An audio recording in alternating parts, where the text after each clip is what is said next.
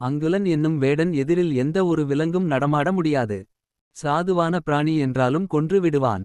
அப்படிப்பட்ட அங்குலனுக்கும் இறைவன் அருள்புரிந்தார். ஒரு நாள் அங்குலன் தன் வழக்கம்போல் வலைகளை விரித்து விட்டு காத்திருந்தான். ஆனால் அன்று ஒரு சின்னஞ்சிறிய அணில் கூட அகப்படவில்லை. பசியோடு பகல் பொழுது போனது, காலை முதல் எதுவும் கிடைக்கவில்லை. வெறுங்கையோடு வீட்டிற்கு போனால் மனைவி பிள்ளைகளின் முகத்தில் எப்படி விழிப்பேன் என நினைத்தவன் இரவு இங்கேயே ஏதாவது ஒரு மரத்தின் மீது தங்கி காலையில் போக வேண்டியது தான் என்று நினைத்தான். பின் ஒரு மரத்தின் மேலேறி உட்கார்ந்தான். அது வில்வமரம் என்பது அவனுக்கு தெரியாது. அந்த மரத்தின் அருகில் ஒரு குளம் இருந்தது. இரவு நேரத்தில் ஏதாவது விலங்குகள் குளத்தில் நீர் குடிக்க வரும். அடித்து விடலாம் என்ற எண்ணத்தில் தோளில் இருந்த வில்லை எடுத்த அங்குலன் குளத்தை பார்த்து கொண்டிருந்தான்.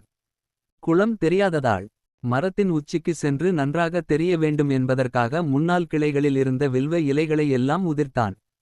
அவை அனைத்தும் மரத்தின் கீழே இருந்த சிவலிங்கத்தின் மேல் விழுந்தன.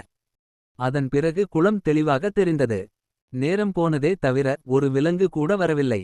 ஆனால் அங்குலனுக்கு தூக்கம் வந்துவிட்டது. இப்போது பார்த்து தூக்கம் வருகிறதே. தூங்கி கீழே விழுந்து விட்டால் உணவு தேட வந்த நான் விலங்குகளுக்கு உணவாகி விடுவேனே. தூக்கத்தை விரட்ட என்ன செய்யலாம் என்று எண்ணிய அங்குலன் மரத்தில் இருந்த வில்வ இலைகளை பறித்து ஒவ்வொன்றாக கீழே போட்டான். அவையெல்லாம் கீழிருந்த சிவலிங்கத்தின் மீது விழுந்தன. பொழுது புலர்ந்தது.